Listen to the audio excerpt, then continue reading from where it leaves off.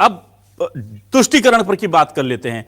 क्या बहुत ज्यादा कहते हैं ना हार्ड तुष्टीकरण की तरफ कांग्रेस इससे बढ़ गई है, या कांग्रेस की मजबूरी थी? क्योंकि हम देख रहे थे कि जो कांग्रेस से जुड़े मुस्लिम नेता थे वो तमाम ये कह रहे थे कि हम नहीं गाएंगे वंदे मातरम, और ऐसे समय में उनके साथ खड़े होना उनका जरूरी था, वरना जो उनका डिवोटेड वोट बैंक है वो छिनने का खतरा होता, वो डर था।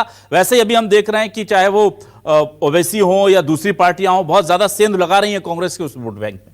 तो उस वोट बैंक को बचाए रखने के लिए इस कदम को राजनीतिक परिपक्वता के हिसाब से, मैच्योरिटी के हिसाब से, पॉलिटिकल मैच्योरिटी के हिसाब से आप कितना उचित मानते हैं?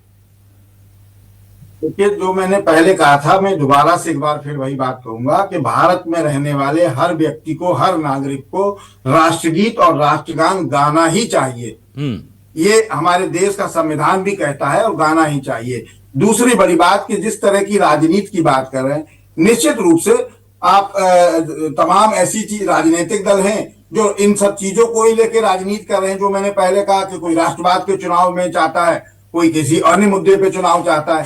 तो मूलभूत चीजों को आप क्यों दरकिनार कर रहे हैं? क्या जो चीजें हैं, आप अब लगातार भारतीय जनता पार्टी के सबसे छोटे पायदान पे बैठे नेता से लेकर बड़े नेता से बात कर लीजिए, वो एक ही बात कहेंगे कि राम मंदिर चंदा चोरी पे राजनीति नहीं होनी चाहिए। अरे कन्याकुमारी से कश्मीर तक लेकर रामलला को तो आप राजनीति कर रहे थे, अब आप कह रहे हो चंदा चोरी पे राजनीति नहीं होनी चाहिए। क्यों नहीं होनी चाहिए? तो मुझे लगता है कि किसी भी राजनीतिक दल को कम से कम राष्ट्रगीत और राष्ट्रगान पे राजनीति बिल्कुल नहीं करनी चाहिए, क्योंकि ये देश के सम्मान और देश की अस्मिता से जुड़ा हुआ मामला है। इस पे राजनीति ना हो तो ही हमारे देश ना नीरज जी, ये